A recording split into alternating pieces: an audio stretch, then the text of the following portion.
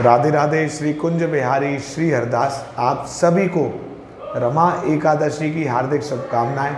आज हम सभी श्री बांके बिहारी जी मंदिर में बैठकर और हर बार एकादशी की कथा हम स्वामी श्री हरदास जी महाराज के सानिध्य में करते हैं, लेकिन वहाँ पर आज गुब्बारों की सजावट का कार्य हो रहा है, इसलिए मैं गणेश जी के सानिध्य में आज आ गया हूँ। शायद गणेश जी की ऐसी ही कृपा है कि आज की रमा एकादशी की कथा और कार्तिक मास में दिवाली पर तो गणेश जी और लक्ष्मी जी का पूजन भी होता है, तो शायद ऐसा ही संयोग बनना है कि आज कार्तिक एकादशी की कृष्ण पक्ष की जो एकादशी है, इसकी कथा का श्रवण हम गणेश जी के श्री चरणों में बैठकर करें।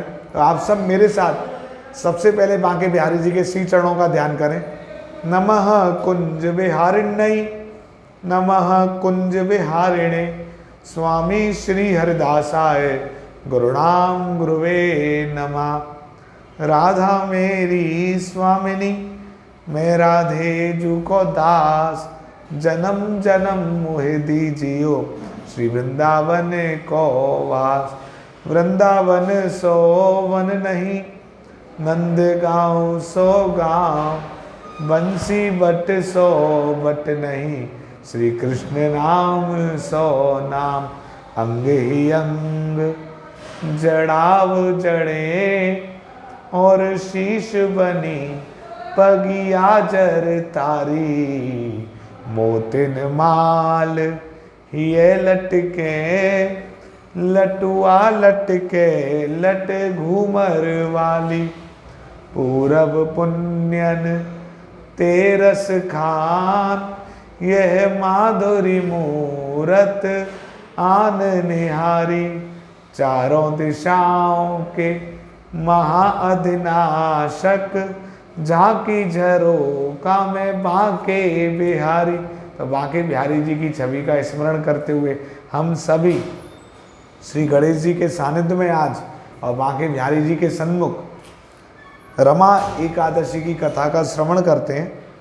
अर्जुन आनंदित होते हुए बोले, हे भगवान, अब आप मुझे कार्तिक मास की कृष्ण पक्ष की एकादशी की कथा सुनाइए।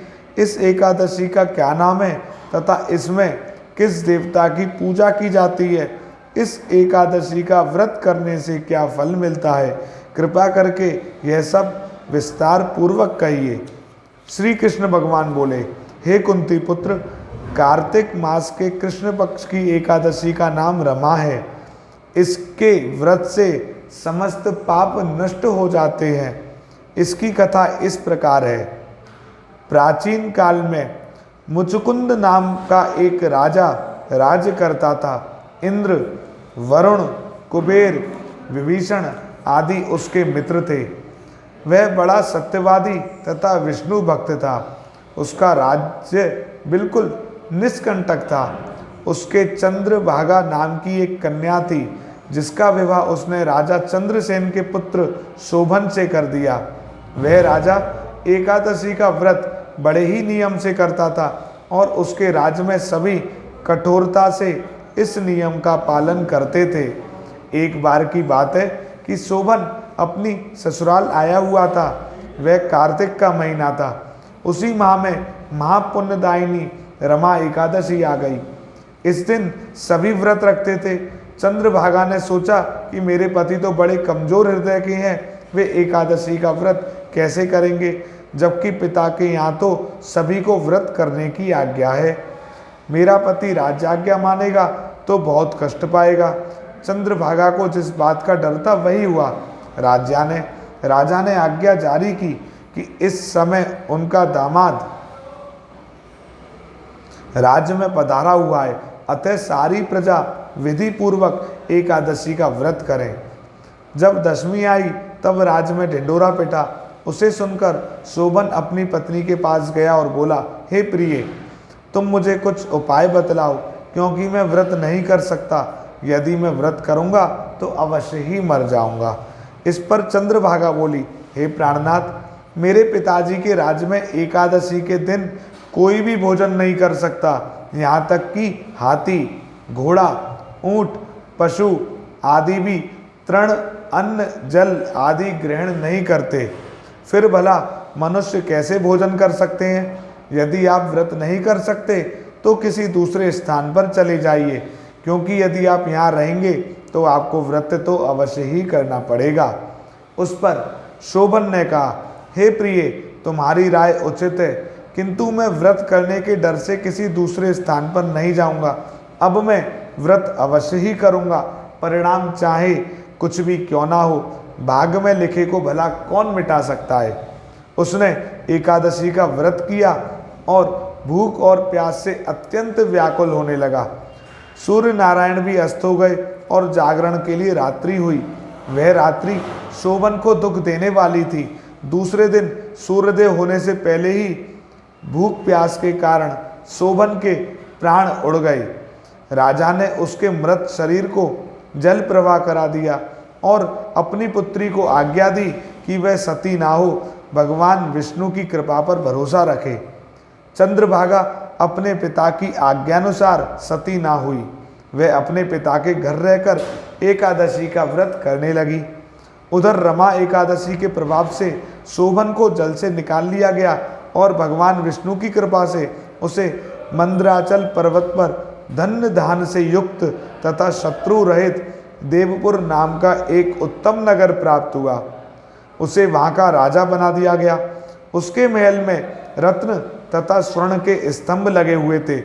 राजा शोभन स्वर्ण तथा मणियों के सिंहासन पर सुंदर वस्त्र तथा आभूषण धारण किए बैठा था। गंधर्व तथा अप्सरा नृत्य कर उसकी स्तुति कर रहे थे। उस समय राजा शोभन दूसरा इंद्र प्रतीत हो रहा था। उस समय मुचुकुंद नगर में रहने वाला सोम शर्मा नाम का एक ब्राह्मण तीर्थ यात्रा के लिए निकला हुआ था। घूमते घूमते वह उसके राज्य में जा पहुंचा। उसको देखा। वह ब्राह्मण उसको राजा का जमाई जानकर उसके निकट गया। राजा शोभन ब्राह्मण को देख आसन से उठ खड़ा हुआ और अपने ससुर तथा स्त्री चंद्रभागा की कुशलक्षेम पूछने लगा। सोम शर्मा बोला, हे राजन, हमारे राजा कुशल से हैं तथा आपकी पत्नी चंद्रभागा भी कुशल हैं। अब आप अपना वृतांत बतलाइए। आपने तो रमा एकादशी के दिन अन्न जल ग्रहण ना करने के कारण प्राण त्याग दिए थे। मुझे बड़ा आश्चर्य है कि ऐसा विचित्र और सुंदर नगर, जिसको ना तो मैंने कभी सुना और ना कभी देखा है, आपको किस प्रकार प्राप्त हुआ।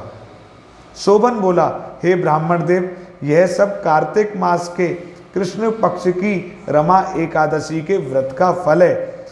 इसी से मुझे यह अनुपम नगर प्राप्त हुआ है, परंतु यह अस्थिर है।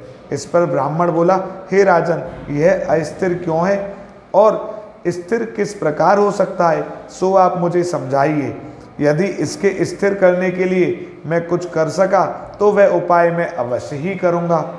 शोभन बोला, हे देव, मैंने यह व्रत विवश होकर तथा श्रद्धा रहित किया था। उसके प्रभाव से मुझे यह अस्थिर नगर प्राप्त हुआ।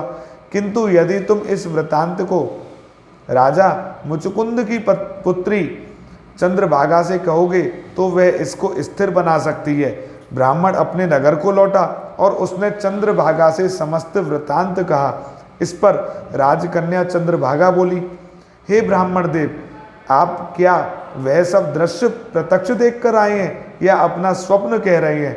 ब्राह्मण बोला, हे पुत्री, मैंने तेरे पति शोभन तथा उसके नगर को प्रत्यक्ष देखा है, परंतु वह नगर अध्रुव अर्थात अस्थिर है। तू कुछ ऐसा उपाय कर जिससे कि वह स्थिर हो जाए। चंद्रभागा बोली, हे महाराज, आप मुझे उस नगर में ले चलिए। मैं अपने पति को देखना चाहती हूँ। मैं अपने व्रत के प्रभाव से उस नगर को स्थिर बना लूंगी। चंद्रभागा के वचनों को सुनकर वह ब्राह्मण उसे मंदराचल पर्वत के पास वामदेव के आश्रम को ले गया। वामदेव ने उसकी कथा को सुनकर चंद्रभागा का मंत्रों से अभिषेक किया। चंद्रभागा मंत्रों तथा व्रत के प्रभाव से दिव्य देह धारण करके पति के पास चली गई। शोभन ने अपनी स्त्री चंद्रभागा को देखकर उसे प्रसन्नता पूर्वक आसन पर अपने पास बैठा लिया। चंद्रभागा बोली, हे प्राणनाथ, अब आप मेरे पुण्य को सुनिए। जब मैं अपने पिता के गृह में 8 वर्ष की थी, तभी से मैं सविधि एकादशी का व्रत करने लगी हूँ। उन्हीं व्रतों के प्रभाव से आपका यह नगर स्थिर हो जाएगा और समस्त कर्मों से युक्त होकर प्रलय के अंत तक स्थिर रहेगा। चंद्रभागा दिव्य रूप धारण करके तथा दिव्य वस्त्र अलंकारों से सजकर अपने पति के साथ आनंद पूर्वक रहने लगी। हे पार्थ, यह मैंने रमा एकादशी का महात्म कहा है। जो मनुष्य रमा एकादशी को व्रत को करते हैं उनके समस्त पाप नष्ट हो जाते हैं। जो मनुष्य रमा एकादशी का महात्म सुनते हैं वह अंत समय विष्णु लोक को जाते हैं। कथासार। भगवान विष्णु बड़े दयालु और क्षमावान है। श्रद्धा पूर्वक या विवश होकर भी यदि कोई उनका पूजन या एकादशी व्रत करता है तो वह उसे भी उत्तम फल प्रदान करते हैं, किंतु प्राणी को चाहिए कि वह भगवान की पूजा पूरी श्रद्धा से करे। शोभन अपनी पत्नी द्वारा श्रद्धा पूर्वक किए गए एकादशी व्रतों के कारण अपने राज्य को स्थिर कर सका। ऐसी सुकर्मा पत्नी भगवान श्री विष्णु जी की अनुकंपा से ही प्राप्त होती है। तो आज हमने रमा एकादशी की बहुत सुंदर कथा का श्रवण किया। इस वीडियो को आप ज़्यादा से ज़्यादा शेयर करना ताकि एकादशी की कथा ज़्यादा से ज़्यादा भक्त सुन सकें। और मैं हमेशा कहता हूँ यदि आप व्रत भी नहीं कर रहे तो कम से कम एकादशी की कथा का श्रवण जरूर करें। आज की वीडियो में इतना ही। यदि आपने अभी तक हमारे YouTube चैनल श्री बांके बिहारी जी को सब्सक्राइब नहीं किया है तो सब्सक्राइब करें। Facebook page Banke Bihari temple को लाइक एवं फॉलो करें। श्री कुंज बिहारी श्री हरदास।